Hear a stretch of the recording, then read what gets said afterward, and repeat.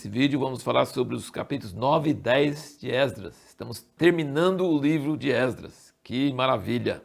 Olha, uma coisa eu preciso alertar você. O capítulo 9 de Esdras é um modelo de uma oração de arrependimento. O capítulo 9 de Neemias também. E o capítulo 9 de Daniel também. Então guarda isso na sua memória. Capítulo 9 de Esdras, 9 de Neemias e 9 de Daniel são 3 orações de arrependimento em favor do povo, um intercessor assumindo sobre si a culpa do seu povo. São pessoas justas, retas, tementes a Deus, que falam: nós pecamos, nós fizemos coisa errada. Eles assumem diante de Deus a identidade do povo deles, o pecado do povo deles. Eles não falam eles, coitadinho desse povo ruim, tenha dó deles. Não, tenha dó de nós. A nós pertence a confusão de rosto. Então são orações de intercessão, capítulos 9 de Esdras, de Neemias e de Daniel. E nós vemos no versículo 2 que Esdras começou isso quando ele ficou sabendo que, no versículo 1 e 2, fala que os sacerdotes, os levitas, e também no versículo 2 fala os oficiais e magistrados, os líderes de Israel, daquele remanescente pequenininho que voltou, estavam casando com as mulheres estrangeiras, coisa que Deus proibiu. E as mulheres estrangeiras levaram eles para a idolatria e foi por isso que eles foram expulsos da terra. Coisa tão dramática. Agora voltam e recomeçam, e olha bem, são os líderes que levam a pessoa a pecar, o povo a pecar, e também são os líderes que fazem o povo sair do pecado. Porque no capítulo 10, aí chegam para Esdras, que está tão transtornado em saber disso, ele estava pensando: olha, acabou, Deus vai destruir o povo todinho. Não aprendemos nada, não aprendemos essa lição. Aí no capítulo 10, aqui no versículo 4, chega um líder para ele e fala: levanta-te, pois a ti pertence esse negócio. E nós somos contigo, tem bom ânimo e faze-o. Então Esdras se levantou e juramentou os principais dos sacerdotes, levitas e todo Israel, de que fariam conforme essa palavra, e eles juraram. Olha como é que o Esdras, o que é arrependimento, que foi a pergunta que nós fizemos no último vídeo. O que a Bíblia diz sobre arrependimento? Ele ficou sabendo desse pecado horrível do povo e ficou transtornado. Versículo 3 diz que ele rasgou a roupa, a túnica e o manto, arrancou os cabelos da cabeça e da barba e sentou atônito. Ficou lá calado, atônito. Então se ajuntaram a mim todos que tremiam das palavras do Deus de Israel por causa da transgressão.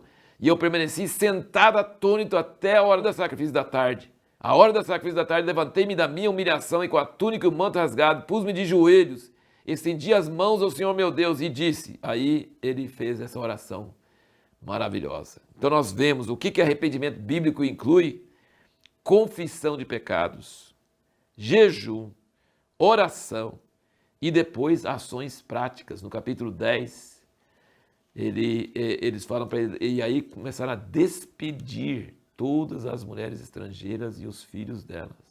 Parece uma coisa muito cruel para nós, mandar embora as mulheres e seus filhos. Mas sabe o que teria acontecido se Esdras não tivesse feito isso?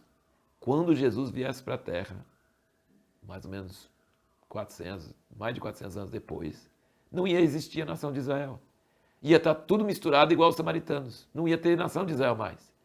Então é uma medida, para nossos olhos humanistas, muito cruel, mas era necessário para manter a identidade da nação de Israel. Não iria existir, teria miscigenado totalmente. Então assim, não iria existir a nação de Israel e Jesus tinha que vir para a nação de Israel. E depois de Jesus, a nação de Israel tem permanecido por 2000 anos, eles têm permanecido, mantido a sua identidade. Isso é um milagre, nenhum outro povo conseguiu fazer isso. Então, é muito cruel e desumano, mas o certo era não ter casado.